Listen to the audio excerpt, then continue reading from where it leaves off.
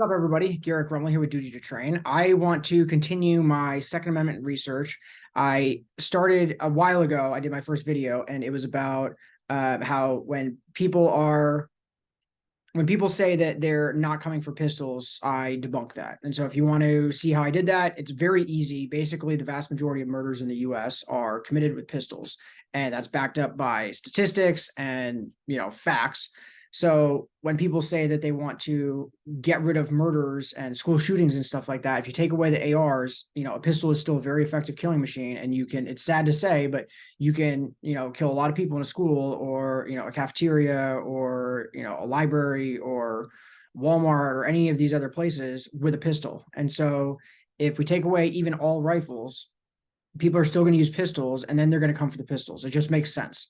So that was what the first video was about. And so I wanted to continue the research today. And just to reiterate, because I haven't done this for a while, I am going to just show you the research that I am doing. I'm actually going to probably have to make this small so that I can read everything. But I'm not going to cherry pick what I show you. I'm just going to start doing research, and I'm going to record everything that I'm doing.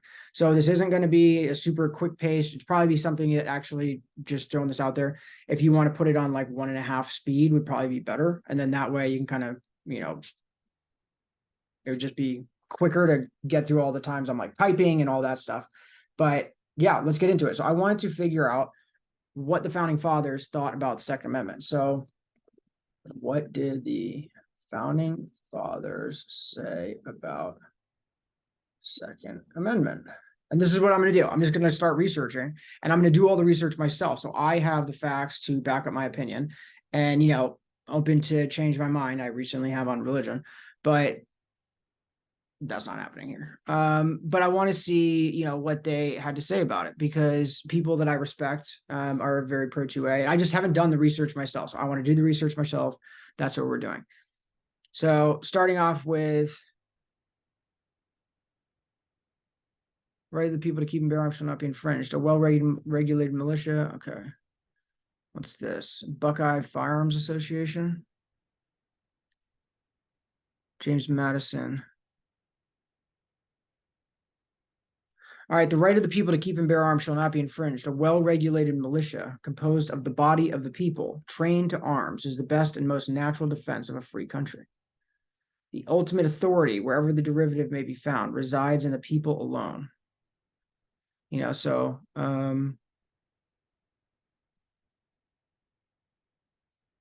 me just make sure that my focus is on here, because I do not want to get interrupted. All right, and I have about 35 minutes because I got to go pick up my kids. So, okay. All right, I don't really know exactly what this is. Gun quotations of the founding fathers. Okay, all right, this is just a bunch of quotes. This might not be bad. A free people ought not only to be armed, but disciplined. George Washington, first annual address to both houses of Congress, January 8th, 1790. Well, that's one that a lot of people don't know. A free people ought not only be armed, but disciplined. I would argue trained, but disciplined as well. I'm just saying it's not enough to be armed. You also have to be trained. But they probably didn't really have to deal with that issue back in the day, because, you hunted for a lot of your own food, and, everybody kind of knew how to shoot. It's like you didn't own a gun and then not know how to shoot. You're kind of raised on guns back in the day. So, but nowadays you just go out and buy a gun and nobody really knows how to use them. So no free man shall ever be debarred the use of arms. Thomas Jefferson, Virginia Constitution, draft 1, 1776. I wonder what the final draft said. I'm just trying to be honest, I'm not going to sit here and just trying to look up all the stuff that supports my argument. I am willing to, and I'm going to read all the things that go against this argument as well, because that's the only way you can be well informed. So, and then, eventually I'll just land where I land. And I'm a pretty open-minded person. I recently, become pretty religious, and that's not what this video is about, so I'm not going to get into that, but I'm a very open-minded person. I kind of pride myself on that. So if, someone's got a good argument, I definitely am not going to turn away from guns entirely, but we'll see where we fall.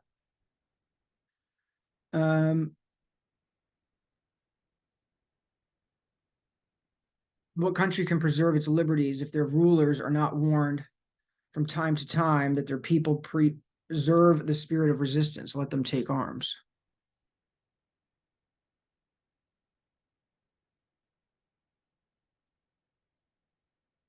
A strong body makes the mind strong. Okay, all right. I think that's enough of this. All right. What the Second Amendment really meant to the founders. Let's see what the Washington Post has to say, which, spoiler alert, they're not super friendly to the Second Amendment. Love it or hate it, the Second Amendment provides the constitutional framework for American gun laws. Love it or hate it. Great way to start, Washington Post. As with all things, that's super, right? That's super, I guess, I don't know, maybe it is. Love it or hate it, you know? How about just the Second Amendment provides the constitutional framework for American gun laws? Just take it out. Just take out love it or hate it. Like, as with all things constitutional, Americans are adapting the 18th century laws to fit 21st century lives. But in reality, the concerns of the founding fathers had little to do with either side position in the modern gun control debate. None of the issues animating that debate, from stand your ground laws to assault weapons bans, entered into the founders' thinking. Yet, because both sides in debates about the Second Amendment invoke what the founders would have thought, it's important to look at what they actually intended. All right, this is a good place to start, right? Like, let's look at what they hit on first. Read the debates about the Constitution and the Bill of Rights, and the militia's importance leaps off the page. Alexander Hamilton, writing in the Federalist Papers, called a well-regulated militia the most natural defense of a free country. His anti-federalist critics agreed with the needs for a citizens' militia, writing that a well-regulated militia composed of the yeomanry of the country, yeomanry, I don't know what that is, have ever been considered as the bulwark of a free people. Their disagreement was over how best to ensure that the militia was maintained, as well as how to divide up the roles of the national government versus state governments. But both sides were devoted to the idea that all citizens should be part-time soldiers, because both sides believed a standing army was an existential threat to the ideas of the revolution. The amendment's primary justification was to prevent the United States from needing a standing army. Preventing the United States, the amendment's primary justification was to prevent the United States from needing a standing army. All right, that's I don't know, like red flags are just going up, right? Let's just pull up the Second Amendment. I don't want to misquote anything. A well-regulated militia being necessary to the security of a free state, the right of the people to keep and bear arms shall not be infringed. And this is what we're going to get into. Like, what did they mean by a well-regulated militia? Because this is saying the amendment's primary justification was to prevent the United States from needing a standing army. That's one way to interpret it, but where, like, you have to, like, where did they get that from, right? This is where, you know, we have to start breaking this down immediately. Like, where did they get that idea from? You know, the Second Amendment says a well-regulated militia being necessary to the security of a free state. Maybe what they wanted was something to fight back against possibly a standing army, right? Just like they had to stand up and fight back against the standing army of the British government. Right, they had to stand up and say no more, and so this is all I'm saying. All I'm saying is that this is making assumptions. So let's see if they back this up. But preventing the United States from starting a professional army, in fact, was the single most important goal of the Second Amendment. Preventing the United States from starting a professional army, in fact, was the single most important goal of the Second Amendment. I don't know why, if you have like a private militia, why would that prevent you from having a standing army? Like, you could have both. It is hard to recapture this fear today, but during the 18th century, few boogeymen were as scary as the standing army, an army made up of professional full-time soldiers. Okay, that makes sense because, you know, with the redcoats and everything, they were deathly afraid of that. By the logic of the 18th century, any society with a professional army could never be truly free. The men in charge of that army could order it to attack the citizens themselves, who, unarmed and unorganized, would be unable to fight back. This was why a well-regulated militia was necessary to the security of a free state. To be secure, a society needed to be able to defend itself. To be free, it could not exist merely at the whim of a standing army and its generals. I don't disagree with that. Okay. The only way to be both free and secure was for citizens to be armed, organized, and ready to defend their society. The choice was a stark one, a standing army or a free nation. Now, this is going to be very long. Like, I'm not going to be able to answer all these questions in one because I'm still, this is like just the beginning. So I'm not going to talk out of turn. I'm just going to raise questions and then we can look into these questions as we go. But I'd be interested to see, the only way to be both free and secure was for citizens to be armed, organized, and ready to defend their society. The choice was a stark one, a standing army or a free nation. I wish they would like just cite some source material, like showing that founding fathers said that you couldn't have a standing army and have a free state, right? Maybe their point was that you can have a standing army, but you also need a militia in order to stand up to the standing army. Because if everybody's unarmed, then you can't fight back. But if you do have a private militia, then, especially if the private militia far outweighs the size and power of, and like currently the power, this is just for the current situation, right? Like in modern day, we in no terms or way have more power as the American people when it comes to like pure firepower than the US government. But what we do have are just straight up numbers. We have, I said this in one of my last videos, but how many guns in the US? 400 million. Yeah, 433.9 million, according to something in 2020. That was before COVID. So there's probably roughly over 450 million guns. And I also looked up, and I don't want to, what percentage of Americans own guns? Gallup. 32% of US adults say they personally own a gun, while a larger percentage, 44%, report living in a gun household. Okay, so 32%. So even this isn't good math, but I just want to do it. We're gonna do 440 million because the vast majority of people, like I have like 9.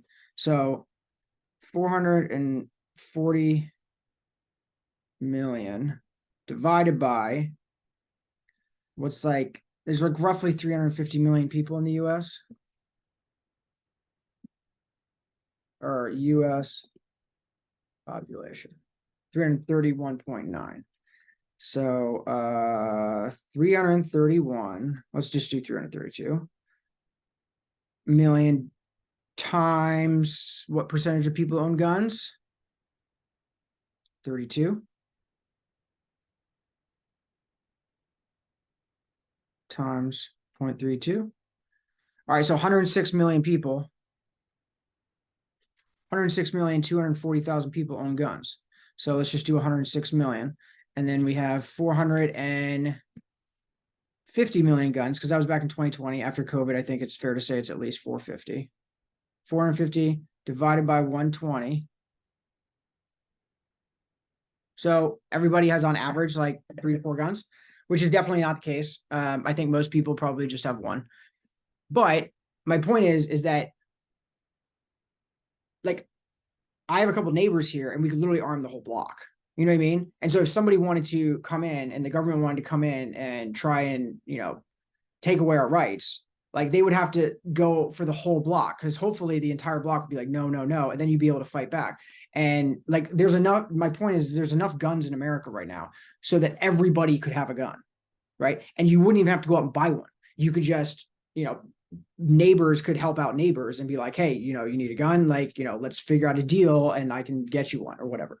A lot of people in that situation probably wouldn't be super open to giving away their guns, but you could see how when you have a population of 350 million people with 450 million guns, it is not easy for a government. I don't care how much firepower you have, how many tanks you have to go door to door. And unless you want to level the entire nation, which no leader wants to do, because then you're just left with like leading rubble. Like that's the thing, that no leader wants to do that, right? No leader wants to be in charge of rubble. Like they'll be in charge of rubble. They don't mind like ruining other people's, they're willing to like take away people's rights, but nobody wants to like completely decimate their own country, right? They'll decimate like a certain portion of the population, just like Hitler did in World War II. And, Mao Zedong did in China and like stuff like that. But it's not like they were like carpet bombing their own country, right? Because then you're left with nothing. You're like a ruler of just like this rubble pile. And people, rulers, they don't want to just rule over nothing. They want to be powerful. And you can't be powerful if you're just ruling over like no infrastructure. You don't want to decimate your infrastructure before you take over a country. So they're not able to do that. It just doesn't, that's not the way it works. Like they're not going to like bomb their own people. And if they did, then it would even be, then the resistance would be real strong, and then there would be like active, and then it would start to become like Afghanistan, and the reason that Afghanistan was so it was so hard to take over is because like you're not just going to go bomb all the women and children. Like nobody's ever done that, right? So that's not going to start now. Like you're going to create like an international issue, and then if you just start carpet bombing like all your own people, it's just not going to happen. So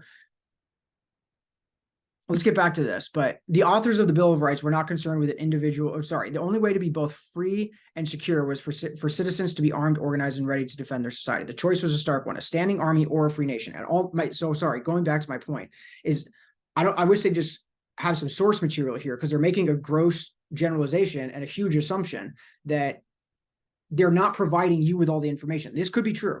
However, I'm not going to say anything because I don't know, right?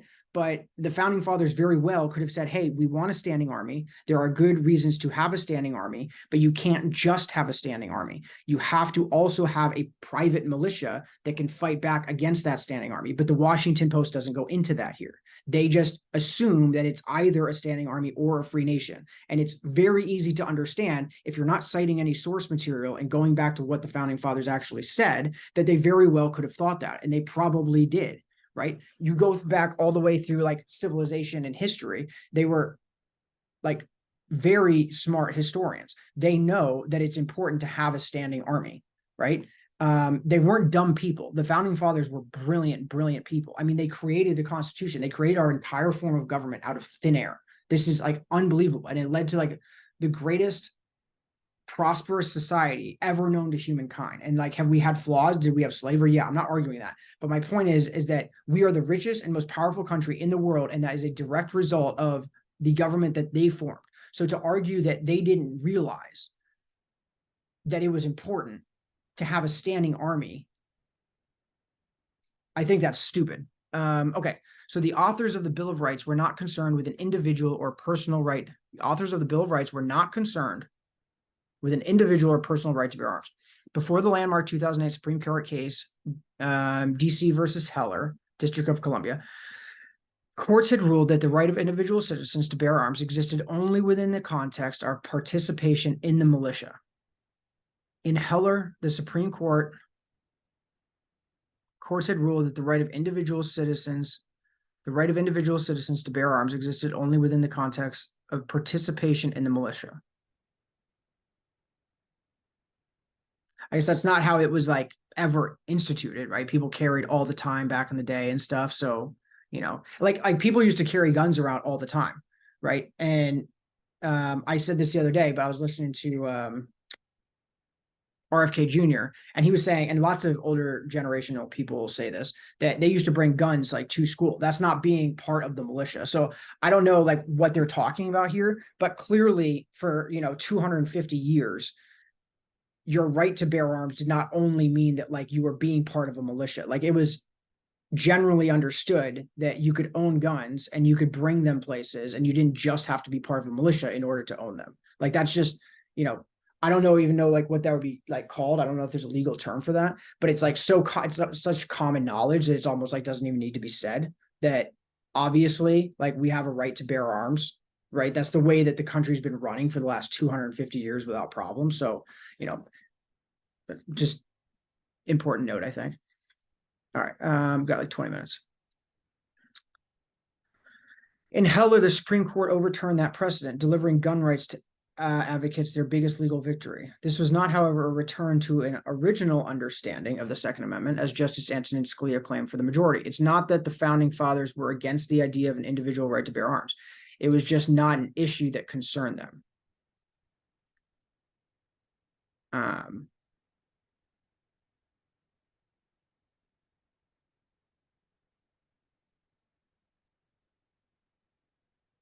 Okay, I just don't trust the Washington Post when they generalize what Antonin Scalia said. I would like to see, this is, I don't know, this is one of the problems with like reporting nowadays. You just can't trust it. So like, what did he actually say? What did he actually say? Or are you just taking it out of context? Because everybody knows that, mainstream media, left, right, and center, they'll take everything out of context. So I'd like to know what he actually said. Again, the militia was all important. The men writing the Bill of Rights wanted every citizen to be in the militia. And this is like, I'm not even just doing this. I'm not just being critical. I'll be critical on the right as well, but like, where are the source materials here? They haven't said one thing. They haven't given us one quote, and they're just making all these like generalizations and just saying that, DC versus Heller gave gun rights, gun owners like their biggest victory. Yeah, that's the only thing they've said. It's like, okay. And then they're making all of these generalizations and not quoting anybody. Like, no quotes. They're just generally saying stuff. And we all know that, like, it doesn't matter, again, if you're on the left or the right, like the other side, like your side is not immune to this. Both sides do this. And they make gross generalizations where, because they want to push an agenda. And so, when the Washington Post is giving us these, quotes and information, like, where is this coming from? Where are your source documents? Like, what's your citation? Again, the militia was all important. The men writing the Bill of Rights wanted every citizen to be in the militia, and they wanted everyone in the militia to be armed. If someone was prohibited from participating in the militia, the leaders of the founders' generation would not have wanted them to have access to weapons. Okay, just give me a quote. In fact, the 18th century regulations that required citizens to participate in the militia also prohibited blacks and Indians from participating as arms-bearing members. I think that's more of like a racial thing, because like now you're conflating the fact that back in the day, I'm not arguing whether this was right or wrong. Or actually, I am. I mean, obviously it was wrong, but that's not what I'm arguing here. They weren't able to own guns because, one, the Indians, they didn't want them to be able to fight back. That's exactly the reason you want to be able to own guns.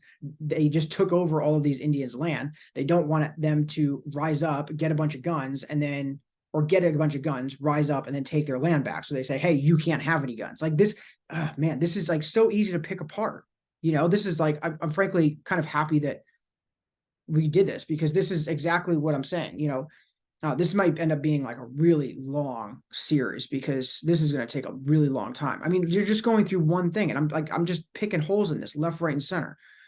And then black people, yeah, they weren't allowed to own guns because they weren't considered citizens. And again, they didn't want them to own guns because they didn't want them to rise up and fight back. So obviously they can't own guns. But to compare that, like, what about white people? Like, when white people, that's who you have to tell me about. Like, when white people weren't part of the militia, were they still allowed to own a gun? Like, show me that law. The founding, prohibited blacks and Indians from participating as arms-bearing members. The founding fathers were very concerned about who should or should not be armed. These restrictions on militia membership are critically important to understand, because despite the words of the Second Amendment, 18th century laws did infringe on America's right to bear arms. Okay, I hope they give us some stats. Laws rarely allowed free blacks to have weapons. Okay, again, they were free blacks, but they were still black people. You have to give us like the context of the day is they weren't equal. They weren't considered equal. It doesn't matter if they were free or not. They still weren't equal. It was even rarer for African Americans living in slavery to be allowed them, right? White people, like back in the day, it's white people were on the playing field. And again, I'm not arguing that was correct, but that is the historical context of the day. You have to look at the context of what you're talking about. And they're saying that, the founding fathers were very concerned about who should or should not be armed. And the only thing they're talking about were black people and Indians. It's like, this is so stupid. Like, this is their argument. And it's so easily picked apart. I haven't even really started. I don't have like a ton of information. All I'm saying is that, like, if you look at this and you just delve in one layer, it's just hilarious on its face. Laws rarely allowed free blacks to have weapons. It was even rarer for African Americans living in slavery to be allowed them. I wonder why. Maybe because they didn't want them to be free and they wanted to subjugate them in slavery forever.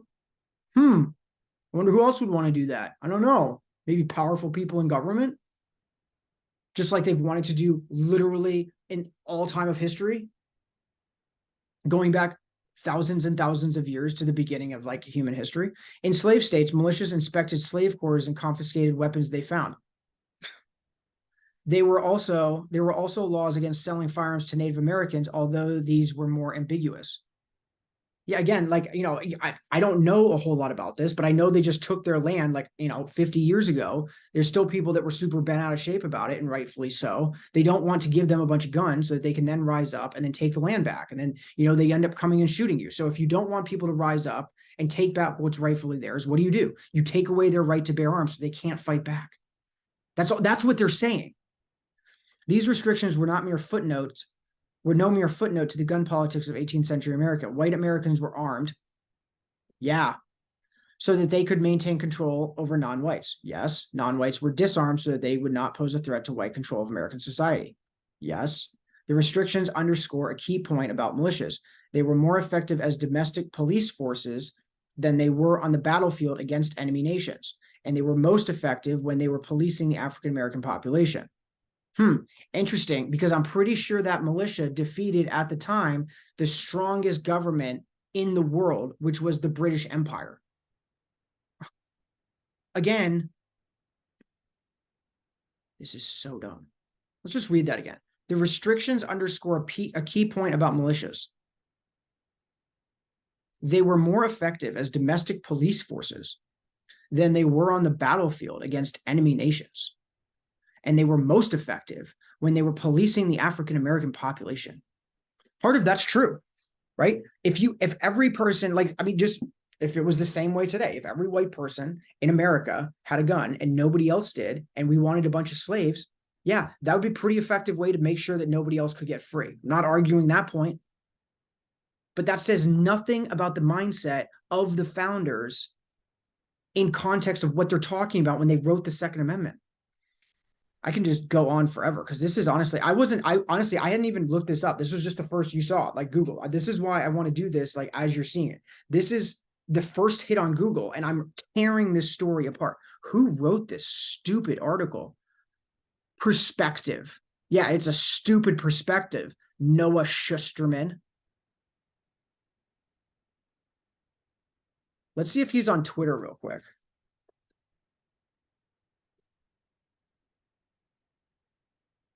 Noah.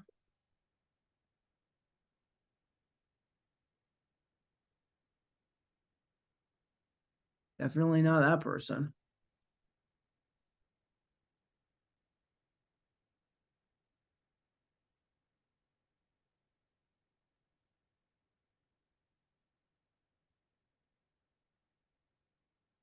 I just want to see if he's on Twitter.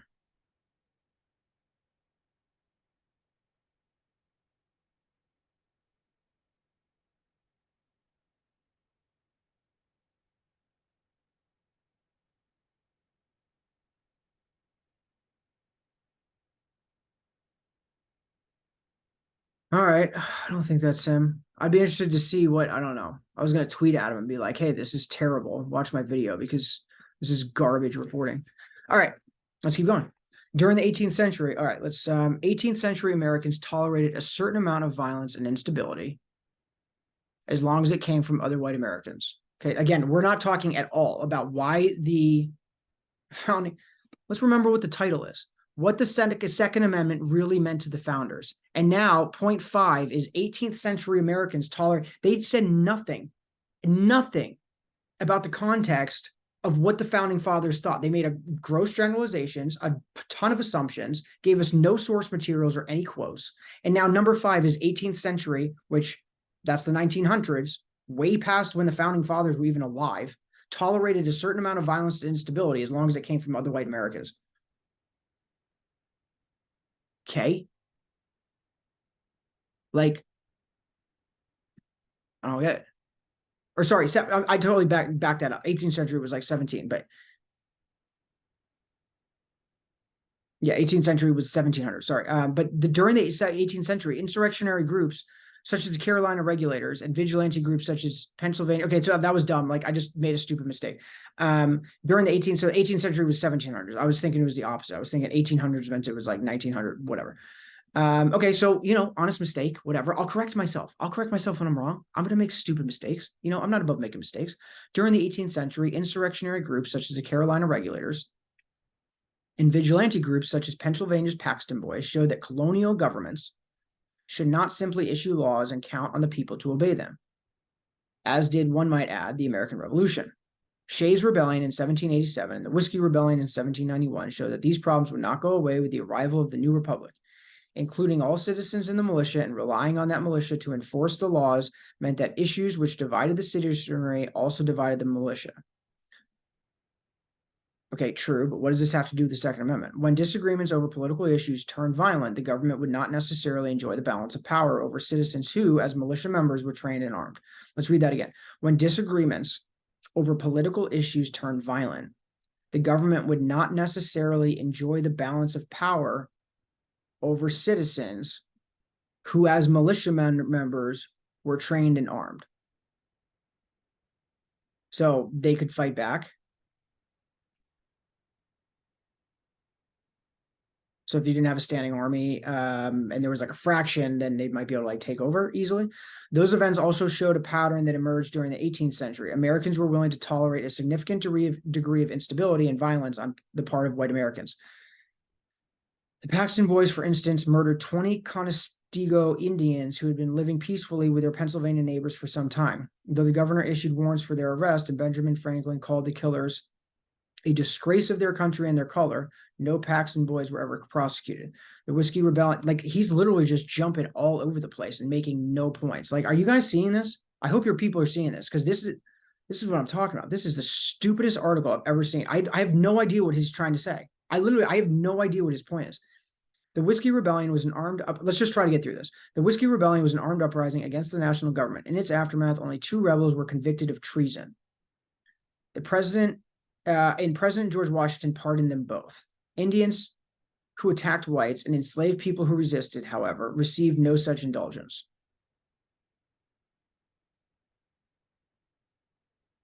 Okay. But again, that doesn't go at all. Like, George Washington wasn't perfect, for sure. Maybe he made some bad decisions. Maybe he made some bad calls as president. Like, Trump made some bad calls. Biden made some bad calls. Obama made some bad calls. Bush made some bad calls. Okay, fair enough. Like, I'm not even going to argue that, because he might have just made a bad call, right? I'm pretty sure he owned slaves, so maybe he made a racist call. That's totally possible. That doesn't throw out your right to the Second Amendment. Anyone wishing for a return to an original meaning of the Second Amendment, where no one was a professional soldier, but everyone would be required to participate in the militia, would find themselves far from the political mainstream. America's standing army is now the most powerful fighting force in world history. The National Guard still exists as a citizens' militia. No, it does not. No, it does not, because it is controlled by the government. This is the main point here. Let's just read this through, but this is what I'm going to get stuck on. The National Guard still exists as a citizens' militia, but participation is a far cry from the founders' vision of participation by all citizens. Okay, that's okay. I think that's going to be the main sentence right there. I'm going to highlight that. Meanwhile, the army and the militia have diversified in ways which no one in the 18th century could have imagined. What remains, though, is the pattern of what America will and will not tolerate. In the centuries since the Bill of Rights became law, the strictest gun control laws have been aimed, sometimes explicitly, sometimes not, at keeping African Americans from arming themselves. Americans have been eager to disarm blacks, but hesitant to disarm whites. Like, what is he talking about? California's gun control laws, for instance, began as a reaction to the Black Panthers. Meanwhile, the nation continues to tolerate a level of gun violence, 18th century. In 3 of the most recent mass shootings, this guy has made no points. Despite these body counts and despite the seeming inevitability of future tragedies like these, there have been no new national laws to limit citizens' access to high-powered weapons, because he hasn't made any points. This is one of, United States still seems willing to tolerate a significant degree of instability and violence on the part of white American men, the demographic group responsible for the majority of mass shootings. Pretty sure they all go to jail. The United States also seems willing to tolerate daily rates of gun violence that surpass all but the worst mass shootings, in large part because most homicide victims are people of color. Let's look this up. Who commits the most violent crimes? Murder and non-negligent manslaughter, total 7,900. White people who are total, what is it? Offense charged, white people, 4 million total, 3,650. Black or African American people, 4,078. But there are far more white people in America. So it would make sense that we would have a little bit more, right? Frankly, even a lot more. We don't. We have less. And white on white crime and black on black crime is a thing. Like white people shoot more white people, and I'm pretty sure black people shoot more black people. Do white people shoot more white or black people?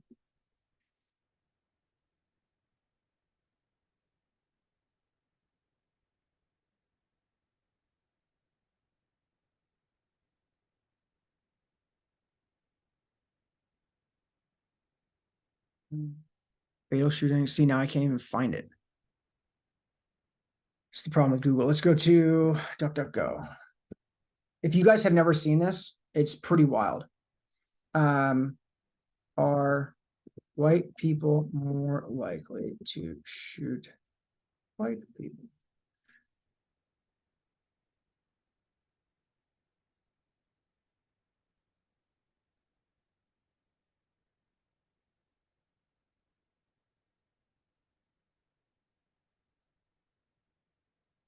Based on U.S. existing government data, all figures are false.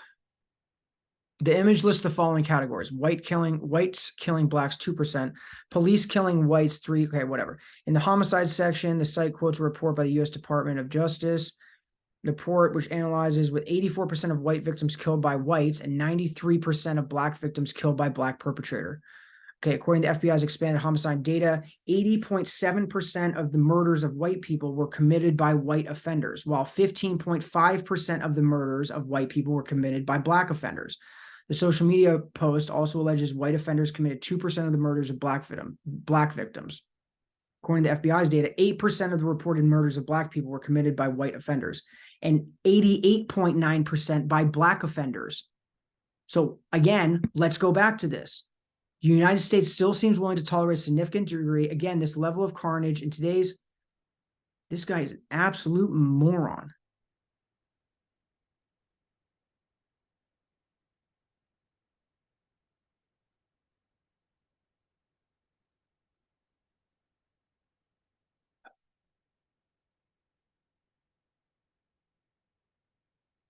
The United States still seems willing to tolerate a significant degree of instability and violence on the part of white American men, the demographic group responsible for the majority of mass shootings. Now, I just showed you the FBI data showing that more black people commit murder than white people. And who are they shooting? The social media post who also alleges white offenders committed 2%. Okay, FBI data from 2017 also follows this trend. 80.2% of white victims were killed by white offenders. 8.9% of black victims were killed by whites. 88.5% of black victims were killed by blacks, and 16.1% of whites were killed by blacks. So in general, white people kill white people, black people kill black people. So what is this guy even talking about? And then I have to go back up to this, but this is a super important point. And how long do I have? Okay, I have like 5 minutes. America's standing army. So this guy is literally just spouting absolute nonsense at you, and people eat this up. How does the Washington Post even post this? This is garbage reporting. America's standing army is now the most powerful fighting force in world history. Fact check, true. He's got that one right. However, this is completely wrong. The National Guard still exists as a citizens' militia, but participation is a far cry from the founders' vision of participation by all citizens. Meanwhile, the army and the militia have diversified in ways which no one in the 18th century could have imagined. That's not the reason. Like oh my gosh, you have to, like, it doesn't even, like, this is one of this, I'll just wrap up with this because this is so stupid, but oh my gosh. People try to overcomplicate things. Just riddle me this. You literally just fought, right, a war for your freedom against like the world's largest standing army. What do you want to make sure that you always have the right to do?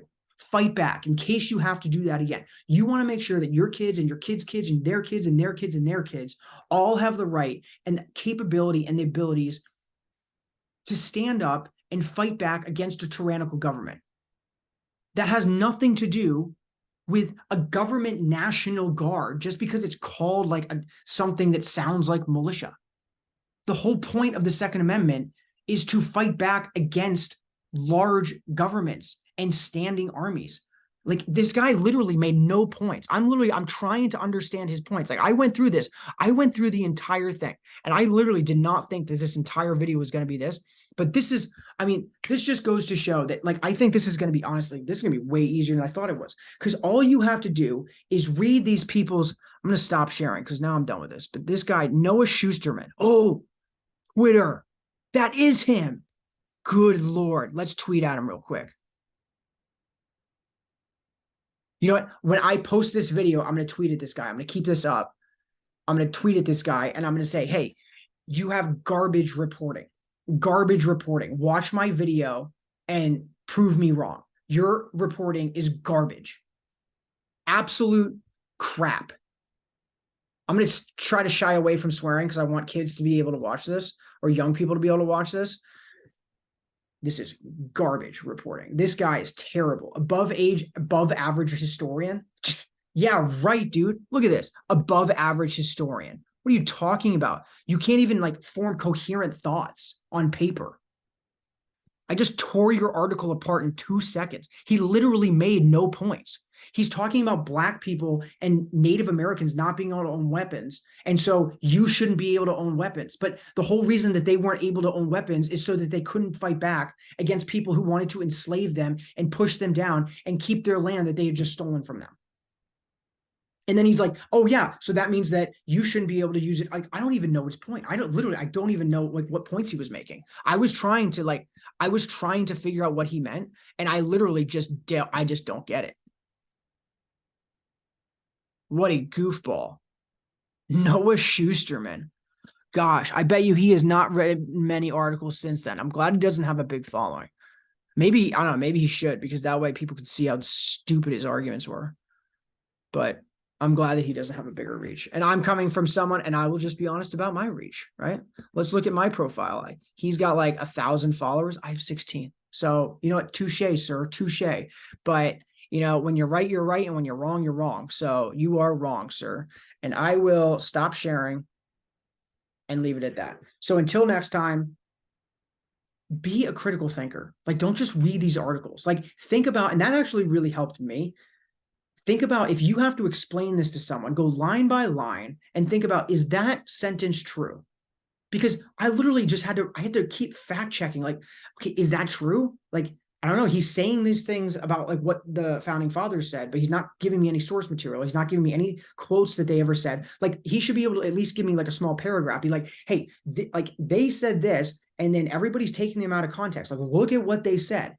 Like, and if he wanted to make a good point, he could take one of their paragraphs. Don't take one sentence, like take a paragraph and then form your entire argument around a paragraph by one of the founding fathers. Did he do that? No, because he can't do that, because he's taking their arguments and trying to warp them into something that they didn't intend.